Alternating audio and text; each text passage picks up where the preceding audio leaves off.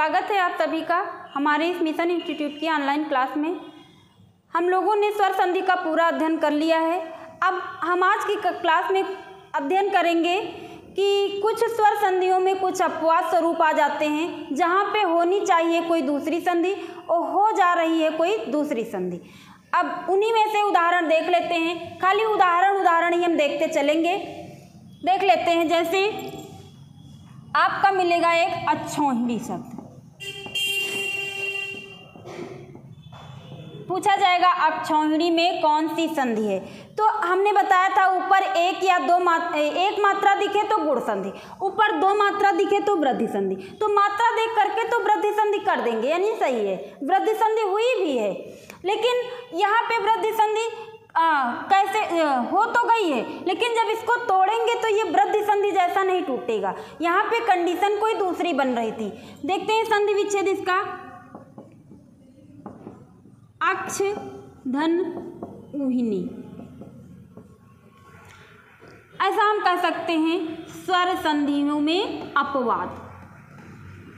Topic क्या है? स्वर संधियों में अपवाद। अपवाद वाले जो उदाहरण हैं उनको हम देख रहे हैं। अक्ष धन ऊहिनी, यानी अक्ष में इधर क्या आ रहा है? आ, और इधर क्या आ रहा है? ऊ। आ ऊ मिल करके क्या बनता है? हमने अध्ययन किया था गुण संधि में, आ के बाद ऊ आए तो ओ हो जाता है। तो इस हिसाब से यहाँ होना चाहिए था गुण संधि। तो ये गुण संधि का अपवाद है। यहाँ पे कौन सी संधि हो रही है? यहाँ पे हो रही है वृद्धि संधि, यानी गुण संधि का अपवाद है। गुण संधि का अपवाद। और संधि कौन सी हो रही है? तो यहाँ पे हो रही है वृद्धि संधि। अब नियम क्या है? एक सूत्र कहा गया अच्छादूहिन्याम उपसंख्यानम।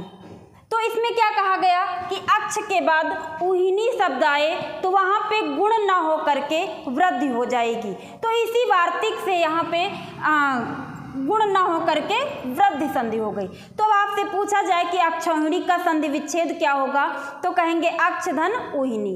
अक्ष धन ऊहिनी का संधि रूप क्या बनेगा? अक्षौहिणी। अच्छा, ना का अणा में क्यों बदल जाता है? तो ये छा जो साथ में जोड़ के लिख दिया गया है, इस वजह से ना अणा में बदल गया। इधर छा इधर था। हमने कहा था कि जब कहीं किसी शब्द में का रा शा और री साथ में आ जाएंगे और ना जो होगा उसी शब्द में, तो ना फिर अणा में बदल जाता है। तो इसी वजह से यहाँ पे छा आया है। छा बना किससे है? का और शा से मिलकर के बना है, तो सा यहाँ पे आया हुआ है। इस वजह से ये ना अणा में बदल गया है। तो इसमें कुछ नहीं, बस देखना क्या है कि आ ऊ मिलकर के ओ होते थे, लेकिन यहाँ पे आ और ऊ मिलकर के ओ नहीं हो रहे हैं, आ और ऊ मिलकर के आ हो रहे हैं। तो यहाँ पे ये गुण संधि का अपवाद हो गया, यानी गुण होना चाहिए था, गुण ना हो करके वृद्धि हो गया है। अगला उदाहरण देख ले रहे हैं। प्रौह। प्रौह, इसमें भी वृद्धि हुई है, यानी संधि तो वृद्धि हुई है, लेकिन यहाँ पे जब तोड़ेंगे तो इसमें भी गुण जैसी कंडीशन बन रही है, यानी गुण होना चाहिए था लेकिन गुण ना हो करके वृद्धि हो गई। ऐसे लिख सकते हैं अपवाद। किसका अपवाद है? तो गुण का अपवाद है। कौन सी संधि हो रही है? यानी संधि हुई है तो वृद्धि संधि हुई है। ऐसे कॉलम बना सकते हैं। तो ये हुआ प्रौह। प्रौह का संधि विच्छेद पूछा जाए तो प्रा धन ऊह, इसमें भी ये भी गुण का अपवाद है, यानी इसमें भी गुण होना चाहिए था। आ और ऊ मिल करके ओ होना चाहिए था, ओ ना हो करके आ हो गया, यानी ओ को वृद्धि हो गई। तो यहाँ पे भी वृद्धि संधि है और ये गुण का अपवाद है। चलिए तीसरा उदाहरण देख लेते हैं। प्रौढ़ा। प्रौढ़ा में क्या है? ये भी वृद्धि संधि हुई है, यानी वही नियम है जो प्रौढ़ है वही प्रौढ़ है। तो प्रौढ़ा में भी यही होगा, प्रा धन ऊढ़ा।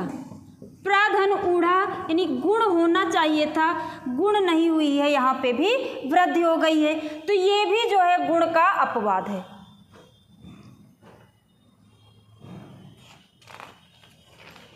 चलिए अगला उदाहरण देख लेते हैं।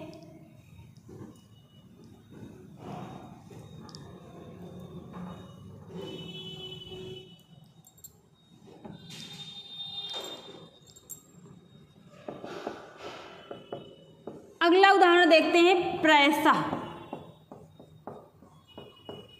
प्रैसा यहाँ पे भी वृद्धि हुई है, वृद्धि हुई है। अब इसको जब तोड़ेंगे तो प्राधन ऐसा होगा, यानी प्राधन ऐसा, यानी आ के बाद ए आता है तो ए हो जाता है। वृद्धि का नियम भी लग रहा है, लेकिन ये अपवाद किसका है? तो देख लेंगे ये अपवाद किसका है, पररूप का, क्योंकि पररूप हमने पढ़ा था कि अकारांत उपसर्ग हो, इधर ए या ओ से शुरू होने वाली कोई धातु हो। तो इस नियम से यहाँ पे पररूप होना चाहिए था, लेकिन ये यहाँ पे वृद्धि हो गई है। ये है पररूप का अपवाद। जो प्रैसा है पररूप का अपवाद है। इसी तरह प्रैश्य हो जाएगा, प्रैश्य, प्राधन ऐश्य, इसमें भी पररूप होनी चाहिए थी, लेकिन पररूप न होकर के वृद्धि हो गई है। तो यहाँ पे कुछ वार्तिक लगे हैं। वार्तिककार कौन है? हम लोगों ने पढ़ा था अपनी पहली क्लास में कि वार्तिककार, सूत्रकार और महाभाष्यकार, इन तीनों लोगों को कहा जाता है त्रिमुनि। तो सूत्रकार कौन है? पाणिनि है। वार्तिककार कौन है? कात्यायन है। कात्यायन का दूसरा नाम क्या है? वररुचि है। और महाभाष्यकार कौन है? पतंजलि है। तो इन तीनों को त्रिमुनि का हमने अध्ययन कर लिया था। तो इसमें जो सूत्र लिखे थे पाणिनि ने सूत्र लिख दिया कि ये होना चाहिए, लेकिन जब ये कुछ वार्तिक लग करके यहाँ अपवाद हो रहे हैं, यानी कात्यायन जब बाद में आए तो उन्हें लगा कि प्राधन ऐसा, प्रेसा शब्द गलत लग रहा, प्रैसा सही लग रहा है, तो इन्होंने वार्तिक दे दिया कि यहाँ पे ये नियम नहीं हो सकता, यहाँ पे ये संधि होनी चाहिए।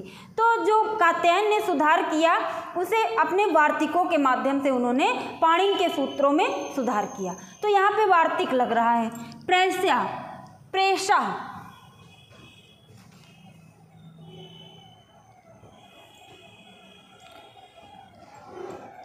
इसके बाद अगला उदाहरण देख लेते हैं।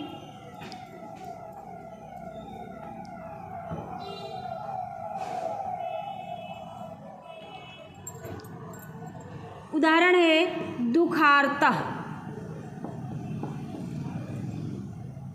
दुखार्ता में कौन सी संधि होनी चाहिए थी? देखते हैं दुखार्ता में संधि कौन सी हुई। सबसे पहले तो ये देखते हैं। तो दुखार्ता में यहाँ पे ऊपर रेफ रा देख करके हमको गुण नहीं लगा देना। हमने कहा था ऊपर रेफ रा दिखे तो गुण होगा। अब रेफ रा कहाँ पे दिखे? जहाँ पे अर की ध्वनि निकल रही हो। और यहाँ पे जब हम पढ़ रहे हैं तो अर की ध्वनि नहीं, आर की ध्वनि निकल रही है। मतलब यहाँ पे गुण ना हो करके क्या हो गया है? वृद्धि हो गया है। यहाँ पे गुण संधि नहीं हुई है, वृद्धि संधि हुई है। जब तोड़ेंगे तो यहाँ पे दुख धन रिता, ये संधि विच्छेद है। आ के बाद री आता था तो अर हो जाता था। यहाँ पे अर न हो करके जो इधर आ है इधर री है, दोनों मिल करके अर होना चाहिए था। आर नहीं हो रहा है, यहाँ पे आर हो रहा है। यही आर जो है वृद्धि कहलाता है। तो यहाँ पे देखेंगे दुखार्ता में गुण संधि ना हो करके वृद्धि संधि हो रही है। अपवाद किसका है? गुण संधि का। गुण संधि का अपवाद है ये दुखार्ता। पूछा भी गया था पिछली परीक्षाओं के, आप पेपर सॉल्व कर रहे होंगे, वहाँ पे पूछा गया था सुखार्ता या दुखार्ता, कि सुखार्ता में कौन सी संधि है ना। तो समझ में नहीं आ रहा था कि सुखार्ता में कौन सी संधि है। तो अब याद रखेंगे जहाँ पे आर की ध्वनि निकले वहाँ पे गुण नहीं हुई है, वहाँ पे वृद्धि हुई है। इसी तरह का उदाहरण है सुखार्ता। अब इनमें वार्तिक लग रहा है। वार्तिक है रिते च तृतीया समास से, यानी जहाँ रित के योग में तृतीया तत्पुरुष समास होता है वहाँ पे गुण ना हो करके वृद्धि हो गई है, ऐसा ये वार्तिक कहता है। तो यहाँ पे भी वृद्धि हुई है। तोड़ेंगे तो हो जाएगा सुख धन ऋता, सुखारता। ये भी गुण का अपवाद है। इसी तरह के और भी शब्द बन जाएंगे, कष्टार्ता, कष्टेन ऋता।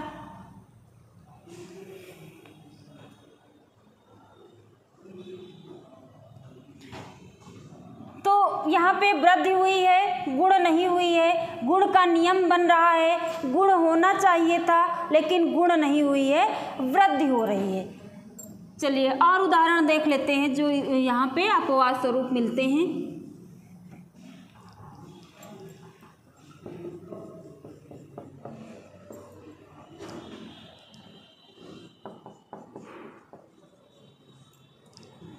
अगला उदाहरण देखते हैं।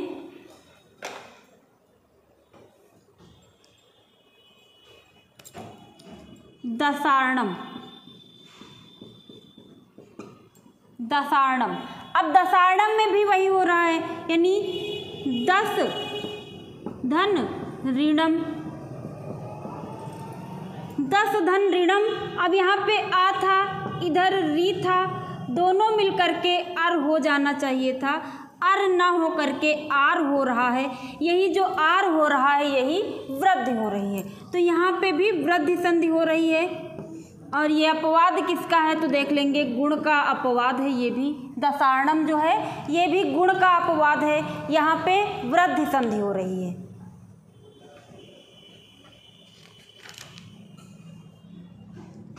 अगला उदाहरण देखते हैं।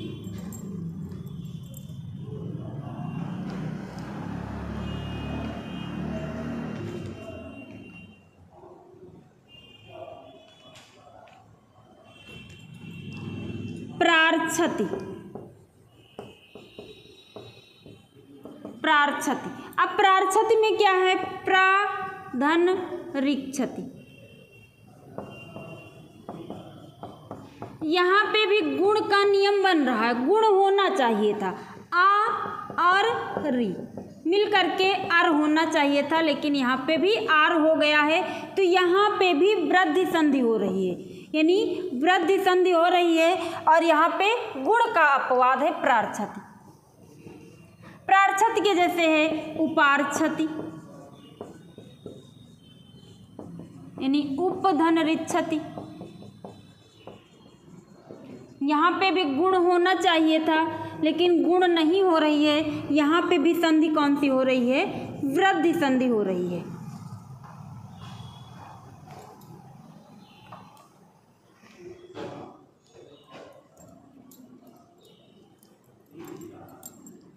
इसके बाद इंपॉर्टेंट उदाहरण है, अगला देखेंगे मनीषा शब्द। मनीषा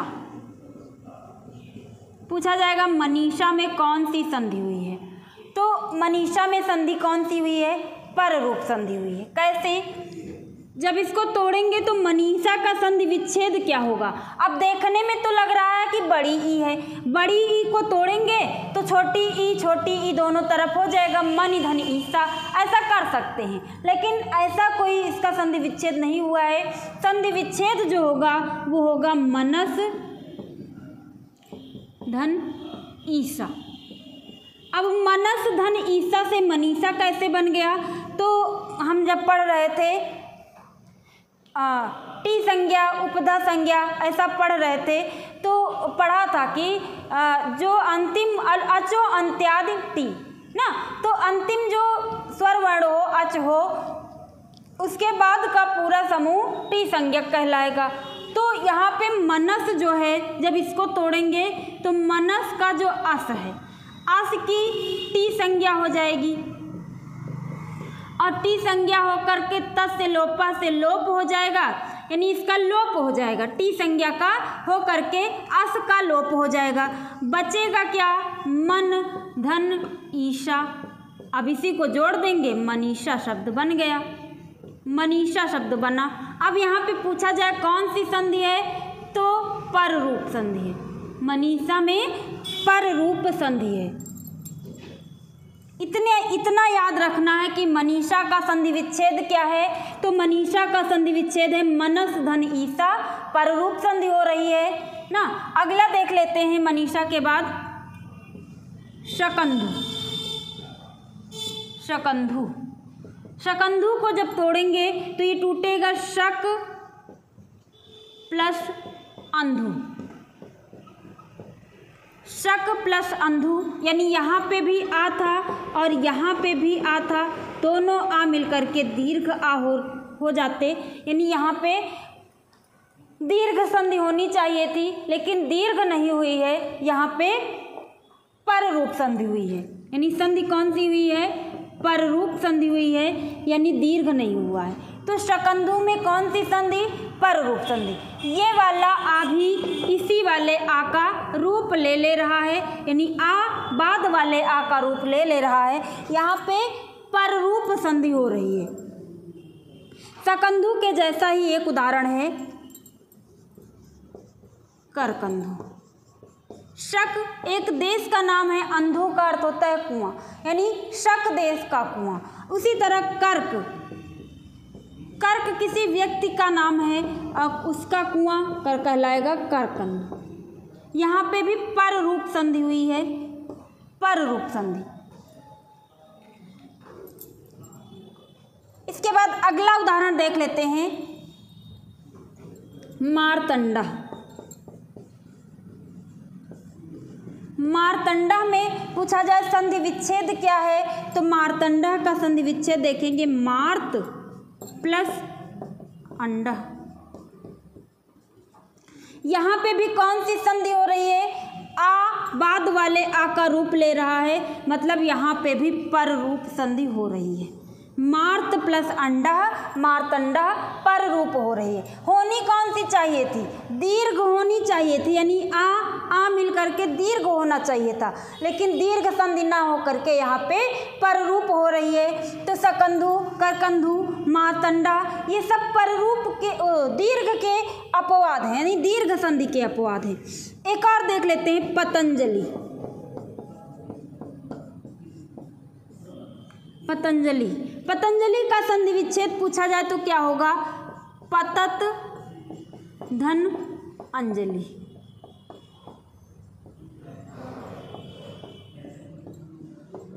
पतत धन अंजलि, ये भी मनीषा के जैसे होगा। पतत में अत की टी संज्ञा हो जाएगी, टी संज्ञा हो करके इसका लोप हो जाएगा, बचेगा पत।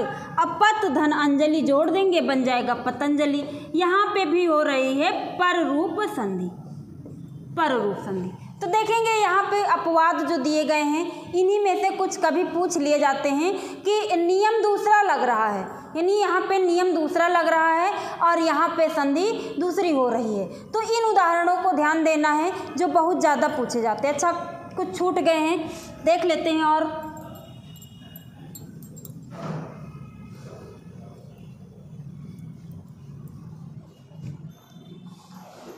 अगला उदाहरण देख लेते हैं, स्वैरा। स्वैरा को तोड़ना होगा। यहाँ पे संधि कौन सी है? देख करके बता सकते हैं कि वृद्धि संधि, यानी दो मात्रा लगी है, वृद्धि हुई भी है। अब जब संधि विच्छेद करेंगे तो स्वाधन ईरा। अब यहाँ पे किसका अपवाद है? ये यहाँ पे कौन सी संधि होनी चाहिए थी? यहाँ पे गुण होनी चाहिए थी, लेकिन गुण नहीं हुई है। संधि कौन सी हुई है? वृद्धि संधि हो रही है, वृद्धि हो रही है। गुण होना चाहिए था, गुण का अपवाद है स्वैरा। इसी तरह शब्द बनता है स्वैरिणी।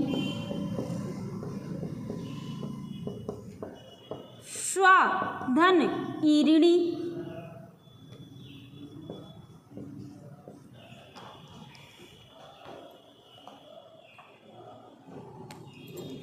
स्वैरम,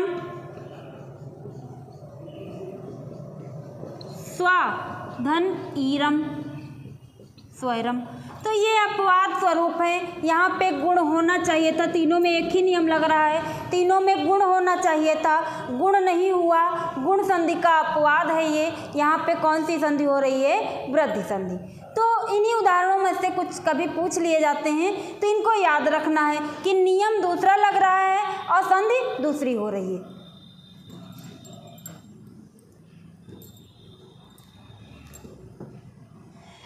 चलिए, हमने अपनी इस क्लास में पूरी स्वर संधियों का अध्ययन कर लिया है। अब अगली क्लास में हम लोग जब मिलेंगे तो व्यंजन संधि का अध्ययन करेंगे। धन्यवाद।